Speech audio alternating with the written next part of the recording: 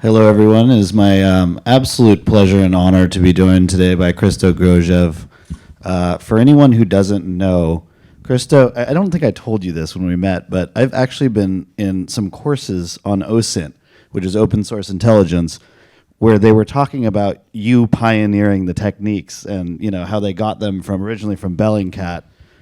So Christo is a pretty storied pioneer in open source intelligence.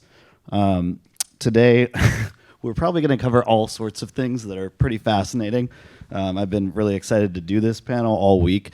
I think first, maybe as a backgrounder, we could talk about some of your earlier work and sort of how you got into this. You helped to break the Skripal poisoning story. Can you tell us about that? Yeah, that was in 2018. By then, I started doing this kind of as a hobby in 2014 when the Ukraine war initially happened, the invasion of eastern Ukraine and Crimea.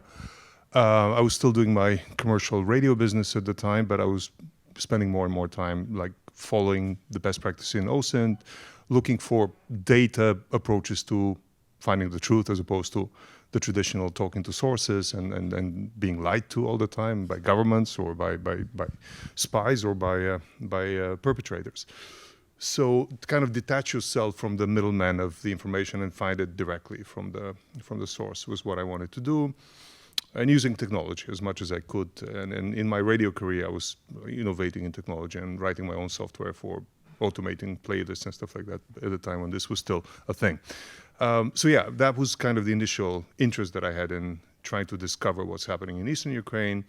I helped the fledgling team of Bellingcat at the time to nail down some of the Russians who were involved with shooting down the Malaysian Airlines MH17, which was the first kind of big work that I worked on, by using audio comparison and audio analysis of intercepted phone calls versus sort of captured voice samples of potential suspects. And then we did even crazy stuff like calling them at home, Russian generals calling them at home, and pretending to be pollsters just to get a sample of their voice. I'll never forget how my colleague called the wife of one of the generals and said, well, do you happen to have somebody in your household who's between 40 and 47 years old, male, because we're missing that? She says, Grigory, can you come to the phone? And we got the sample from him. So, and then we proved it. Anyway, but that was the first one. And then worked on the second big one was the Montenegro coup, which was a Russian operation by the GRU. And again, there I began to discover some of the tradecraft that the Russians are using. And I think that's when I, for the first time, realized something that has helped me crack a lot of cases, that they're not inscrutable. The Russian operations are scrutable, right? And you just have to spend enough time and nights to look at data and you'll find it. And then the Skripals came on, and it was a typical example of something that always triggered a lot of adrenaline at Bellingcat, because the UK government published, or UK police published, photos of these two perpetrators, suspects, and they said, if anybody knows who they really are or have information, please come forward. And that was always the best kind of trigger for us when the government is not able to complete the job. Well, let's jump in here. So we jumped in, and within I think, a week, we identified them as spies non-existing in Russian databases. And within a couple of months, we identified their true identities. And yeah, that was kind of my work mostly. And then, again, this scrutability knowledge allowed us to apply some of the algorithms of them creating fake identities, passports that they use from particular numbers, series for their fake identities, knowing how they create names for those fake identities. Combined with a lot of leaked data from Russia, where you can either go and buy border crossing data from a data broker, or count on large big data leaks that appear periodically, and then cross-match these names to travel to events that happen in those places, has allowed us to actually crack a lot of cold cases, including the series of previously unexplained explosions at munition facilities across Europe. Czechia, Bulgaria, Slovakia, they had been closed down as industrial incident cases, right? Until we found that the members of Russian intelligence units with consecutive passports from the ranges that we had identified had traveled to those locations just before and just after.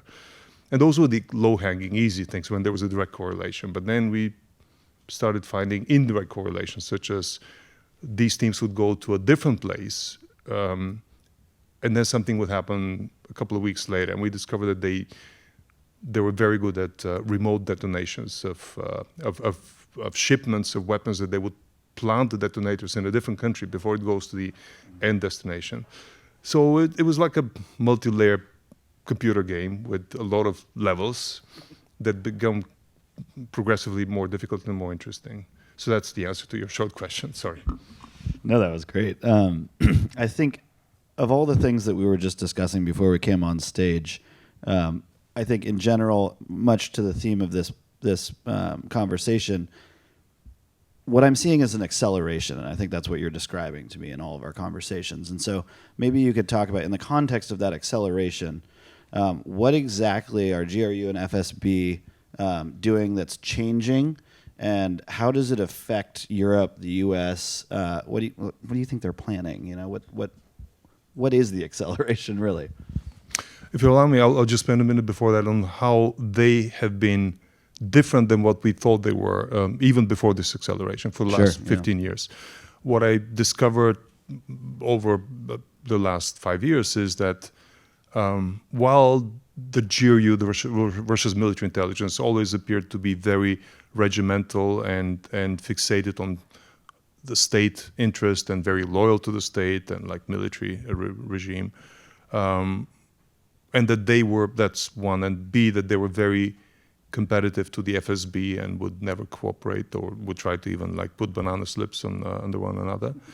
We discovered that a lot of that is partly true, but largely outdated. And first of all, there's a lot of corruption within all of these intelligence services. And that corruption, while we might say, oh, it's good for us, for the West, that there is corruption, it's actually not, because many of the kinetic operations that were run by these assassination units, Unit 29Y55, the one that we've spent most time investigating, are driven by whatever corrupt personal gain reasons. But they end up in dead people in Europe or explosions in Europe. A lot of these munition facilities were targeted.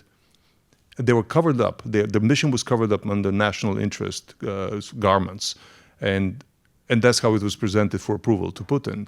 But in many cases, it was literally commissions from weapons deals that were driving whom we target and we don't target. And this goes across the whole, the spectrum of what we've seen as kinetic operations, and that is very bad because the collateral damage from random corruption is harder to predict and account for and preclude. It's reckless. It's reckless, yeah. And again, what I'll say, I don't believe it's true, but intelligence people in Russia believe it's true, and that tells you a lot. There's this urban legend there that Skripal was poisoned not because he was a traitor, and many traitors who have been swapped have been forgiven because that's part of the rule of the game. But in his particular case, there was an economic reason for him. He started spilling the beans on where they were making money through Argentinian drug sales and whatever. So again, I don't know if it's true. Probably Richard knows better if that's true. But the fact that the Russian intelligence community are saying that suggests that that is perceivable. That is plausible. They're worried about their own thuggish behavior. Yeah, exactly right. Yeah. So that's one thing that is different. The second thing that is different is that, unlike Western intelligence services, the phrase "there's never a next intelligence officer," it works there perfectly, and this creates a funnel of grassroots disinformation, kinetic, hybrid operations that are being fed up the funnel by people who are now working in private security or working in a state company or even in politics. They never forget what they've learned, and they know that if they achieve something through an innovative idea of disruption that actually grows legs and achieves something, they'll be rewarded heavily. And the reward from the Russian state I mean, it's unmatchable. It's huge. Like any of these assassins, any hidden medal, any secret medal of the second type, not the hero of Russia, comes with a monetary prize of $500,000 and an apartment, an elite apartment. So that is something that they get. Better than a lot. Yes, exactly right. And then, of course, if you end up in the sort of operations food chain, then you can make your own millions and millions separately from that. So that is actually where they're better than we are, because there's a lot of, I mean, you have thousands of them coming up with ideas. In one case, I'll never forget, there was a former FSB officer, a colonel, who was working in a commercial company at the time. This was like 5 years ago, a bit more.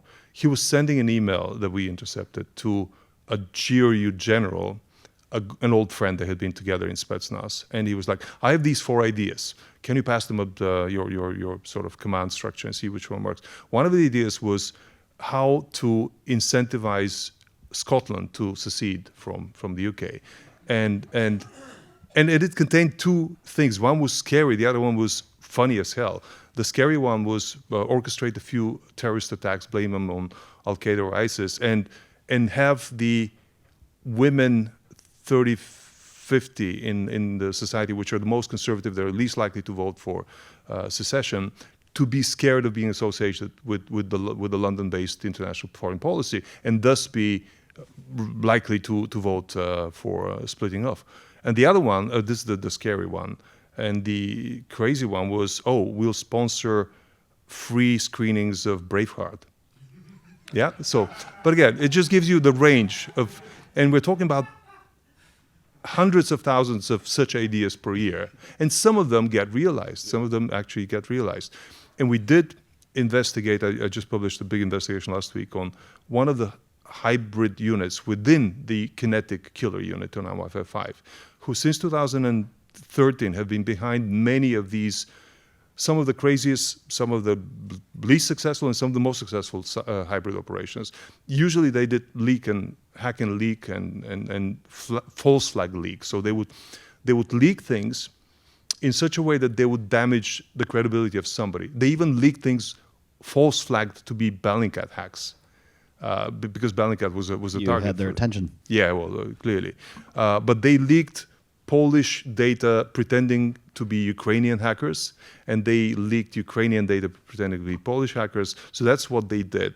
They were the ones behind the big hack of the Qatar National Bank in 2015, but they blamed it on a Turkish party that was like a fringe party that was anti-Erdogan. And they're able to make these complex barter deals with, so Erdogan will get the benefit of having smeared one of his parties, and then they will not be behind this, but it will be somebody else. But the damage is actually done to the Qataris who are supporting the Syrian rebels at the time. So they're masterminds of these complex barter decisions.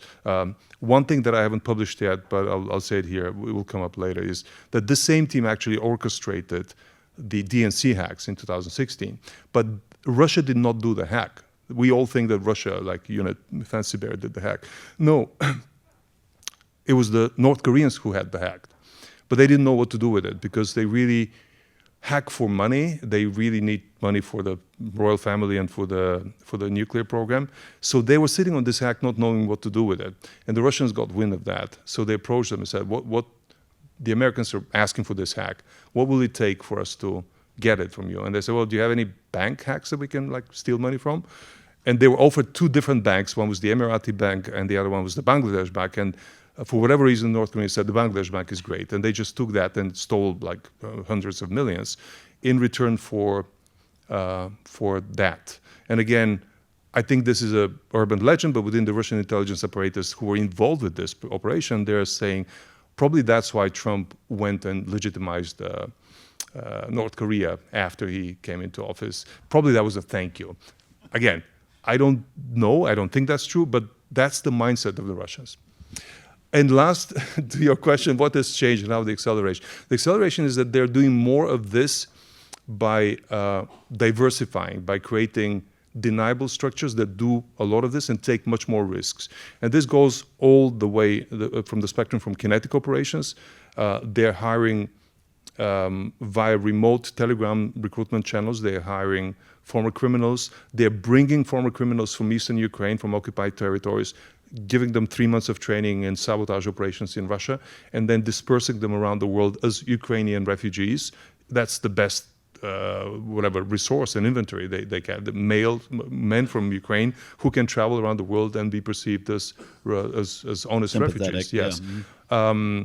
They're importing refugees from Africa. They have a whole African program called Department E, where they're going under the guise of language trainers, and they're recruiting people, bringing them to St. Petersburg, training them in sabotage activities, and sending them as refugees to Europe. Doing the same with Afghans running away from the Taliban, and people from Latin America. So that's new. That outsourcing is new.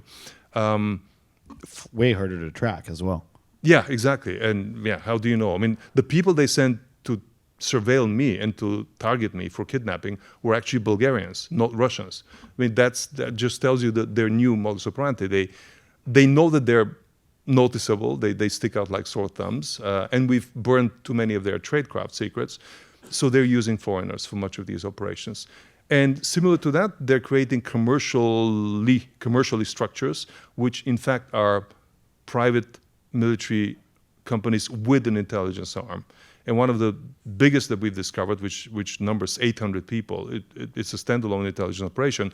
It's hidden under the largest arms manufacturer in Russia, the Kalashnikov concern. It has 20 different departments, starting from snipers to poisoners and all the way to hackers. So I think this is the new model of diversifying and treating this as a market, essentially. And the market performs always better than a centralized government structure. Yeah, and it sounds like we were talking about this a minute before we came on, and it sounds a lot like, the battalion tactical group repurposed in order to, create an army, but it's all clandestine. So the logical next question is, what is this for? Yeah. What for? Yeah. Where are they headed? I mean, from their perspective, they're at war, and that we are still not cognizant of that. And again, we see this chatter. They're openly discussing this. The sooner we all, they say, recognize that we are at a hot war with the West, the better we are. Some of the things that we've done, we've seen them doing, is only compatible with preparing for a hot war, such as infiltrating West European, for example, water-purification companies, just to get the secret data on where they have to drop a bottle of Novichok, to put it bluntly, and then kill a whole city. And yeah, so that's where they're going. There's no question that that's what they're preparing for. Again, because of this market approach to it, I cannot say that there's one general strategy. It's just preparation, and it will be relatively random how it happens when it happens. The same way the Russian-Ukraine war. Chaos, yeah. Yeah, it's yeah. But the one key message that I think a lot of us are not aware of is that for them, achieving chaos is sufficient. That is enough. They don't want to. And in their disinformation strategy, that is their primary goal. Again, one of the policy paper that we obtained a couple of months ago, called Project Kylo, it defines their disinformation strategy as with the following sort of 3 sentences. Let's forget trying to make the world like Russia. That ship has sailed. So let's just make sure that they live in existential fear so that they don't have the bandwidth to actually worry about what we're doing internationally. And that includes terrorist attacks, that includes false flag operations, cyber. Talking about cyber, I mean, I mentioned it earlier. We got a list of more than 150 targets, valid as of December 24, of their cyber offensive unit within the Unit 29155. I'd be happy to share with anyone who's interested the full list. But it includes dozens, probably several dozens of American companies that are in the high-tech center, many of them in biotech, many of them in medical equipment and technology, some data providers to the Pentagon, University of State University of Colorado for some reason. I don't know why. Some DNA data banks were targeted there. And what I found is that some of these companies have been publicly associated with ransomware attacks. And we know that some of what they do is ransomware, false flag ransomware. So they're going for, as if they're commercial hackers and they're ransomware capturing companies. And then in some percent of the cases, they would sell back the codes, but in many of the cases, they would just disappear and not sell back any of the unlocking codes. Just break it and cover your tracks. Yeah, exactly right. But they have to pretend to be, so that's why it's not always for free, or it's not always without waiting for some money, but sometimes it is. They're not paid very well. Sorry? They're not paid very well either. Well, yeah, you're right. Yes, I mean, I think I was working with Swiss investigators last week, and there are a lot of Swiss companies that have been attacked by ransomware by Russian companies, and the total loss of all of Sweden was about $10 million. And I would expect that's not a lot of money if, for a whole country being ransomware, especially Switzerland, right? So yeah. I imagine there may be some questions, so I'm just going to say we're close to the Q&A mark, and if you have a question, step up to the mic. I think I'll ask one last one, and then we'll go to Q&A. We're in the States, as an American audience. Is there something that you think that Americans should know? Is there something you should warn us about that you've seen that we should be dealing with better? Well, I do see an increase in sort of dalliance on the Russian side. I mean, an increase in courage in sending sleeper assets to this country, which they didn't dare do before. And I think it's a testing the waters, like how many of them will be actively deported or found out. So that is, again, that suggests a strategy that they've had in Europe for about 5 years now, but for the first time, I mean, now America was off limits for such operations for a long time. So that is one new thing. Another program that I saw, but again, I don't know if it was implemented, was for them to park a lot of their Alpha and Wimpel former Spetsnaz officers in Mexico, just as immigrants, and see how many of them end up moving with some sort of legitimacy of a couple of years in Mexico and then moving on to the United States without appearing to be the type of illegals that are immediately sent to the final country.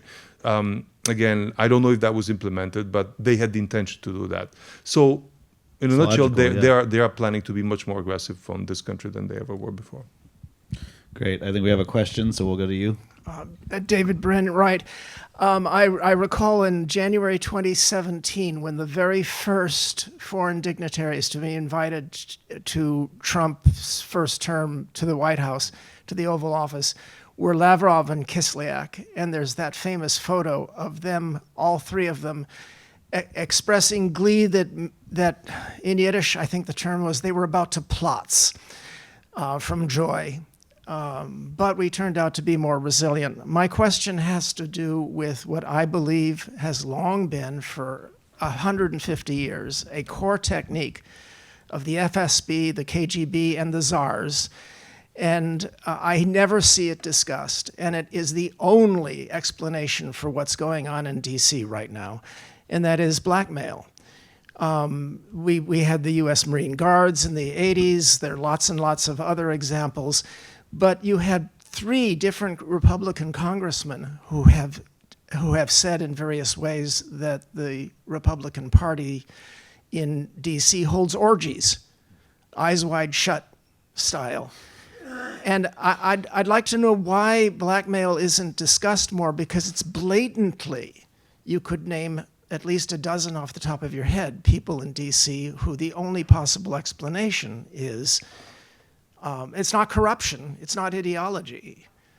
It has to be blackmail.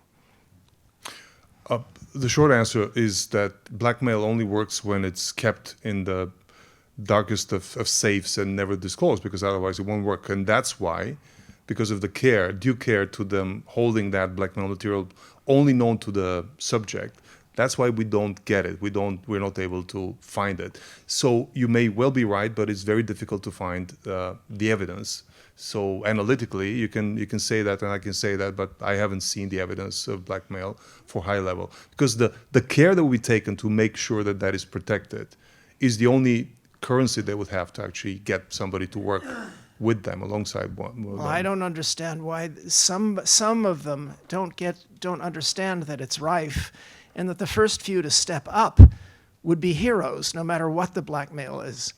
Unless the heroes are being blackmailed. That's what I'm saying, is the first of the blackmailed people to step up and say, I'm going to break this ring for the sake of my country, Well, would I be don't know. I forgiven. mean, somebody might do it if they get too high on some substance. Don't forget, though, that I think I think that this may be outdated now, but there are 4 traditional ways with the acronym MICE to get someone to do what you want: money, ideology, compromise, blackmail, or ego. So those things are also present. Russia has a lot of beautiful women that they've used to great effect. But there's something you said, and I feel that we don't, again, acknowledge how long this strategy has been for. It's not the communists, it's before the communists, it's the Tsarist sort of foreign intelligence service that started this long-term game with America. And a little-known fact is that during the presidency of Ulysses Trump, I was going to say Ulysses Grant, he actually fought to have expelled the Russian ambassador to DC at the time for nothing else other than planting fake news in the newspapers here. The Russian ambassador to Washington at the time had been caught paying people to send letters to the editors of various newspapers, including the San Francisco Chronicle, if I remember correctly, expressing sympathy with the Russian invasion of Crimea at the time, or whatever the war was at the time. But he had to appear in Congress to convince Congress to allow him to expel, because Congress was like, well, he's an ambassador, he should be. So this predates communism and Stalin. 1830s, Alexis Hold on, I want to get Tocqueville. one more question in, and we're almost out of time. So. Nicola Kinsella. So last year, a supply chain tech company called Blue Yonder had a ransomware attack, and I think it was claimed by someone called the Termite Group or something. Do you see Can you that? speak a bit oh, closer? sorry. Last year, Blue Yonder, a supply chain tech company, had a ransomware attack. Do you see that sort of activity as coming from, potential Russian sort of sabotage, or do you think that's completely unrelated?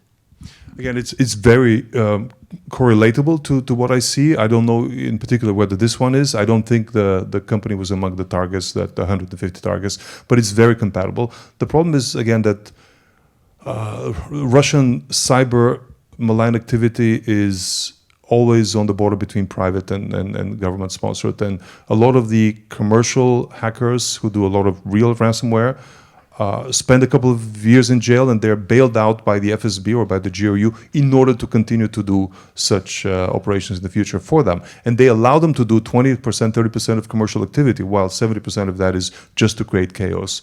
And they always kind of bear in mind that these companies, if we go after this company, this may actually please the boss at the Kremlin. So the selection already is biased in favor of critical infrastructure companies. Yeah, it's like a privateer model. Well, we're out of time. Thank you, everyone, and thank you, Christo. This was fascinating.